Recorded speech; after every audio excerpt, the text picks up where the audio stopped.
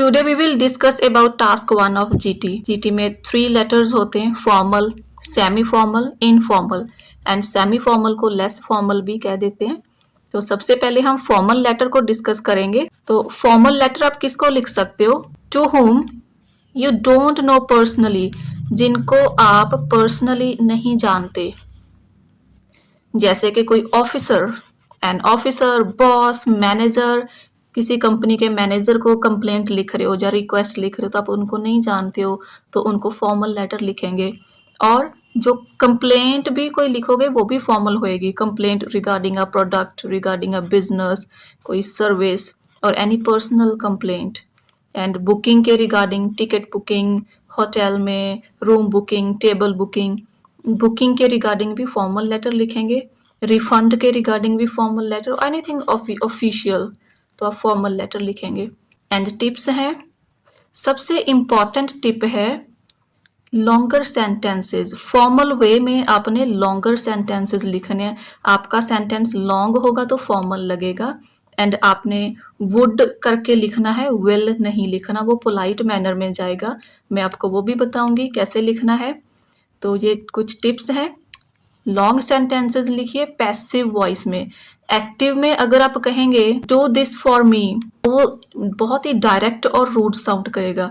तो आप कहोगे it should be done for my convenience या it should be done for me, तो वो थोड़ा पैसिव वे में करोगे तो थोड़ा वो रिक्वेस्टिंग वे हो जाएगा। तो आपने रिक्वेस्टिंग वे में बात लिखनी है, चाहे वो कंप्लेंट ही क्यों ना हो।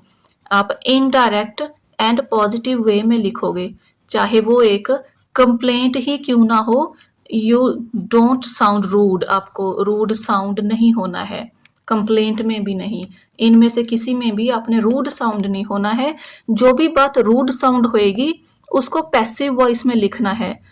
ऑब्जेक्ट आगे, सब्जेक्ट पीछे, बीच में शुड या वुड वगैरह यूज करके रिक्वेस्ट की तरह लिखना है। एंड इसको स्टार्ट करना है डियर सर से। आपने डियर सर लिखना है, हमेशा ऐसे ही लिखना है, और कॉमा जरूर लगाना है। कोई भी स्टेप ऐसा ना हो कि आपने फॉलो ना किया हो।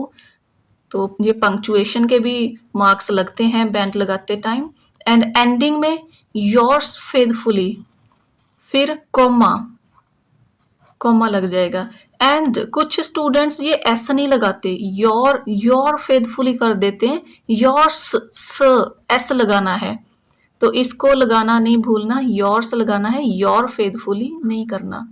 तो इन दोनों चीजों का ध्यान रखना है। एंड एक बात याद रखनी है कि फॉर्मल लेटर में डबल एफ याद रखो कि फॉर्मल एफ से फॉर्मल, एफ से फेथफुली, तो आपने इसकी एंडिंग में फेथफुली ही लिखना है। सेमी फॉर्मल में सिंसियरली लिखेंगे, इसकी एंडिंग में फेथफुली ही लिखना है। तो ये डबल एफ याद रखेंगे तो आपको याद रहेगा। एंड अभी है इसको शुरू कैसे करें, इसकी बिगनिंग कैसी होनी चाहिए। तो ये कुछ बिगनिंग लाइंस हैं आपके लेटर को शुरू करने के लिए। आपकी बात ऐसे शुरू होगी, आप डियर सर लिखेंगे। डियर सर लिखने के बाद एक लाइन स्किप करनी है, देन आपने बिगनिंग लाइन शुरू कर देनी है लेटर की। यो इनमें से कोई एक आपने ले लेनी है।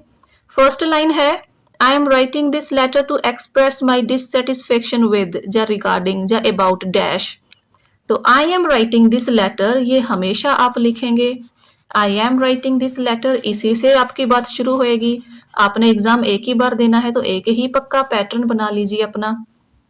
I am writing this letter to, किस लिए लिख रहे हो वो आगे आपका वर्ड हो जाएगा। टू एक्सप्रेस माई डिससेटिस्फेक्शन, आप में भी आप किसी सर्विस से सेटिस्फाइड नहीं हो तो आप अपने डिससेटिस्फेक्शन एक्सप्रेस कर रहे हो लेटर में विद डैश या रिगार्डिंग डैश या अबाउट डैश। तो वो आपकी स्टेटमेंट के अकॉर्डिंग जो भी सूट करेगा वो आपने लिख देना है। नेक्स्ट है I am writing to inform you, अभी आप लिख रहे हो, यहाँ पे राइटिंग दिस लेटर भी आप लिख सकते हो, जैसे इधर है ना राइटिंग दिस लेटर टू, तो ऐसे ही आप यहाँ भी लिख सकते हो I am writing this letter to inform you, या फिर शॉर्ट में I am writing to inform you, inform you. तो कुछ स्टूडेंट्स लिख के भेजते हैं I am writing you to inform regarding, आप इस तरह लिखिए जैसे मैंने लिख के दिखाया I am writing this letter, या फिर I am writing to inform you regarding dash या about dash. I am writing to inform you, इस पे ध्यान देना है, ऐसे ही लिखना है। नेक्स्ट है I am writing to bring your attention. ये जब हम कभी अपने लोकल काउंसिल के या किसी अथॉरिटी के पर्सन को लिखते हैं, कमिश्नर को लिखते हैं, अपने एरिया के रिगार्डिंग कोई प्रॉब्लम हाईलाइट करनी है, जैसे नियर बाय आपके कोई एयरपोर्ट बन रहा है, कोई फैक्ट्री लग रही है, या फिर कोई गार्डन है जिसको मेंटेन करना है, रोड को, किसी भी चीज को मेंटेन करना, तो आप इस तरह लिखोगे कि आप उनकी अटेंशन उस तरफ लेके जाना चाहते हो। I am writing to bring your attention toward या on dash, toward dash, dash की तरफ। वो आपका वर्ड आपकी स्टेटमेंट से निकल के लगेगा टॉपिक क्या है। यहाँ पे सिर्फ आपने टॉपिक बताना होता है कि आपका टॉपिक क्या है, लिखने का सब्जेक्ट मैटर हो जाएगा। नेक्स्ट है I am writing this letter with regard to. I am writing this letter to request you about, तो ये रिक्वेस्ट के लिए हो गया। इसी तरीके से ये 5 में से इनको सभी को याद कर लेना है, अपने टॉपिक के अकॉर्डिंग इनको यूज कर लेना है। नेक्स्ट है कि पोलाइट मैनर में कैसे लिखना है। जब आपका पॉइंट नंबर 1 शुरू होएगा, बिगनिंग लाइन में तो सिर्फ आप टॉपिक अनाउंस कर रहे हो कि मैं ये लेटर क्यों लिख रहा हूँ। उसके बाद बीपी एक आपने बीपी चेंज करना है, एक लाइन छोड़नी है, फिर आपका पॉइंट नंबर 1 जो स्टेटमेंट में 3 पॉइंट्स दिए होते हैं उनके पॉइंट्स का एक एक बीपी बन जाएगा। वो मैं आपको पैटर्न पूरा एंड पे शो कर दूंगी। तो पोलाइट मैनर में कैसे आपने बात करनी है, आपकी बात होगी I would be grateful if you would repair, या if you would maintain the garden, या if you would refund me, I would be grateful. आप ये नहीं कहोगे please refund my money as soon as possible, वो तो direct order देने जैसा हो गया, आपका थोड़ा रिक्वेस्टिंग वे में होना चाहिए। नेक्स्ट है I am entitled to request you that, ये रिक्वेस्ट के रिगार्डिंग हो गया।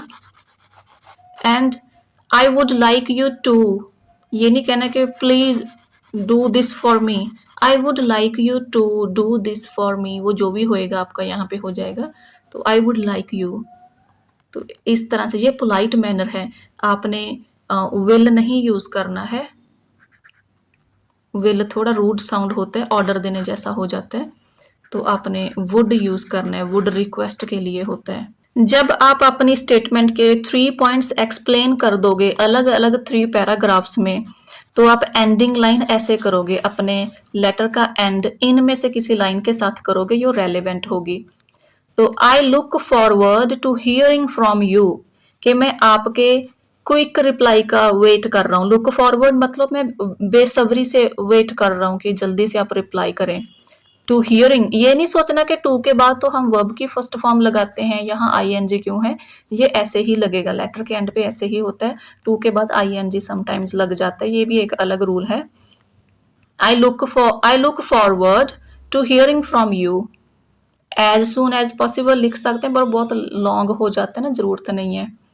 आई await your prompt service, I await your prompt service, अगर आप सर्विस के रिगार्डिंग बात कर रहे हो, जैसे गार्डन को मेंटेन करना वगैरह, इधर भी हो सकता है, ये भी यूज हो सकते हैं।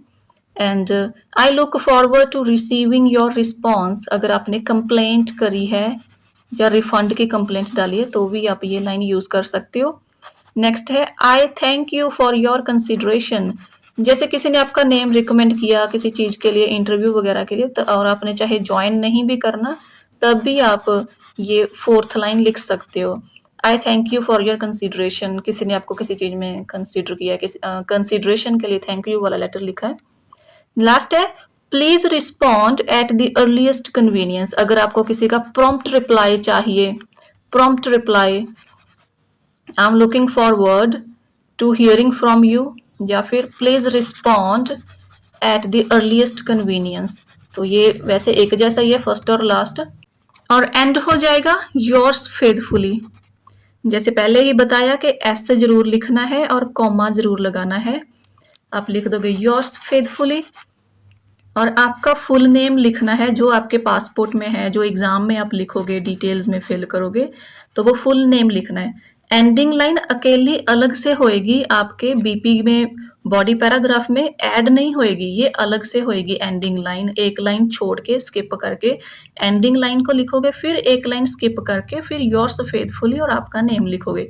यहाँ पे लाइन स्किप नहीं करनी है। पैटर्न में आपको शो कर दूंगी जिससे आपको सारा कुछ क्लियर हो जाएगा। नेक्स्ट है हमारा सेमी फॉर्मल लेटर। इसको लेस फॉर्मल लेटर भी कह देते हैं, फॉरनर्स समटाइम्स इसको लेस फॉर्मल लेटर कहते हैं, हम इसको सेमी फॉर्मल कह देते हैं। एंड ये आप लिख सकते हो उनको जिनको आप जानते हो, to whom you know but not familiar with, पर ज़्यादा फेमिलियर नहीं हो, फ्रेंडली नहीं हो और वैसे जानते हो, जैसे कि आपका लैंडलॉर्ड, आप उनको जानते हो पर ज़्यादा फेमिलियर या फ्रेंडली नहीं हो। अपने कलीग्स के साथ आप बहुत ज़्यादा फ्रेंडली इनफॉर्मल नहीं हो सकते ना, और बहुत ज़्यादा फॉर्मल होने की भी ज़रूरत नहीं होती, तो हम थोड़ा सेमी फॉर्मल होते हैं।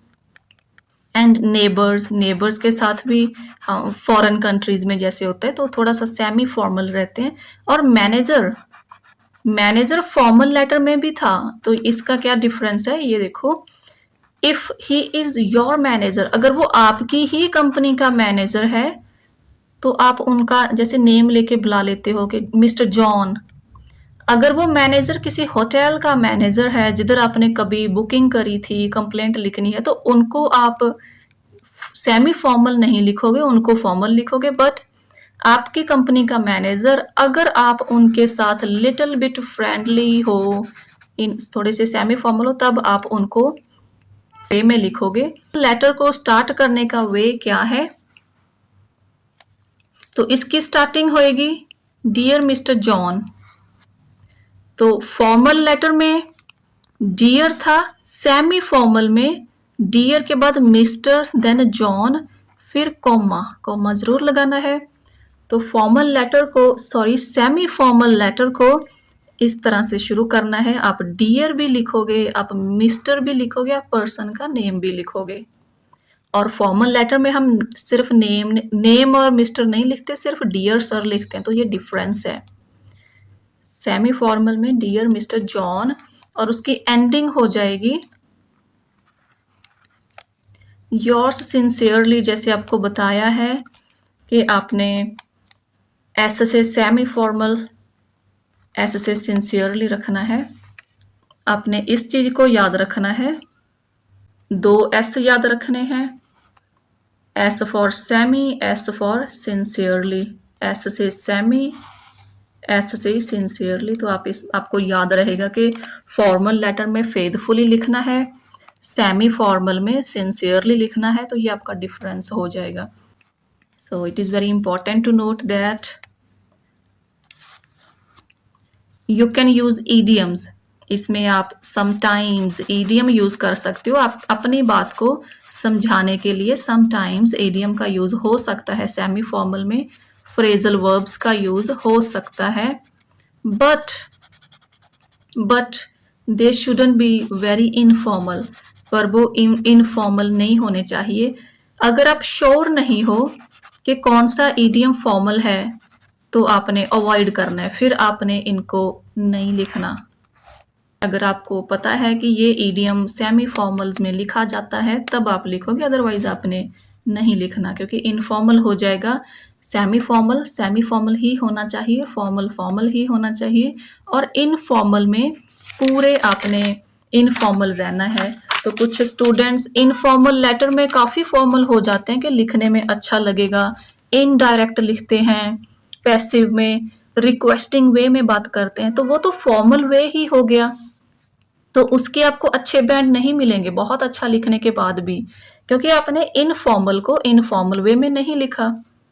तभी तो 3 डिफरेंट लेटर्स आए हैं ना आयल्स में, तो आपने वही लिखना है, डिफरेंट ही लिखना है, इनफॉर्मल को इनफॉर्मल लिखना है। तो ये मैं आपको इसके कुछ लाइंस बताऊंगी इनफॉर्मल कैसे लिखना है। तो सबसे पहले इनफॉर्मल लेटर आप अपने फ्रेंड्स को लिख सकते हो, कजिन्स को और फैमिली मेंबर्स को, फादर को, मदर को, अंकल को आप लिख सकते हो। एंड इनफॉर्मल की स्टार्टिंग सिंपल ही डियर जॉन, अगर आपका फ्रेंड है तो डियर जॉन, कॉमा उसके बाद, अगर फादर को लिख रहे हैं तो डियर फादर, उसके बाद कॉमा, अंकल को लिख रहे हैं तो डियर अंकल, उनके बाद कॉमा। देन एंडिंग, एंडिंग में अगर फ्रेंड को लिखा तो योर फ्रेंड, फिर आपका नेम हो जाएगा, कॉमा ज़रूर लगाना है। अगर अपने फादर को या मदर को लिखा है तो योर सन हो जाएगा, फिर आपने कॉमा लगाना है, योर सन, योर डॉटर। अपने अंकल को लिखा है तो योर नेफ्यू, योर नीस, फिर आपने कॉमा लगाना है। और इनमें से जो भी एक लिखा है उसके नीचे आपका फुल नेम हो जाएगा बिना कोई लाइन स्किप करे। तो इनफॉर्मल की बिगनिंग कैसी होनी चाहिए? तो वो भी इनफॉर्मल ही होनी चाहिए। बिगनिंग इनफॉर्मल, लेटर की फॉर्मल नहीं होनी चाहिए। अगर फॉर्मल लिखेंगे तो याद रखना अच्छे बैंड नहीं आएंगे, चाहे बहुत अच्छा लिखा हो अपने हिसाब से तब भी अच्छे बैंड नहीं आएंगे, क्योंकि इनफॉर्मल को इनफॉर्मल वे में ही लिखना है। तो इनफॉर्मल वे में कैसे शुरू करना है वो मैं आपको बता रही हूँ। This is beginning line. Hope this letter finds you in radiant health and the best of the spirit and the best of spirit। तो ये लाइन आप लिख सकते हो कि आप कह रहे हो, जैसे हम कहते हैं कि hope you are doing well, तो ये वो चीज़ है कि उम्मीद करता हूँ जब आपको ये लेटर मिले तो आप खुश तंदुरुस्त होंगे। तो ये वो लाइन है। तो ये आप इनफॉर्मल वे में ही लिख सकते हो ना, अपने फ्रेंड्स को, अंकल को, फादर को, किसी की जब हम हेल्थ की बात करते हैं शुरू में, hope you are doing well, ये लिख सकते हो। साथ में फिर आपका शुरू हो जाएगा I am writing this letter to inform you regarding. अगर आपने अपने फ्रेंड को या फादर को कुछ इन्फॉर्म करना है, इन्फॉर्म करना है कि I am coming to meet you, तो यहाँ पे लिख सकते हो रिगार्डिंग माई विजिट, या inform, I am writing this letter to inform you that I am coming on this weekend, है ना, फुल स्टॉप, बस इतना लिख के। सेकंड आप लिख सकते हो hope you are doing well, I am writing this letter, फिर आपका वो जो सब्जेक्ट होएगा लेटर लिखने का वो आपने यहाँ लिख के फुल स्टॉप कर देना है। फिर आपके बाकी के 3 पॉइंट्स तो अलग पैराज में जाएंगे।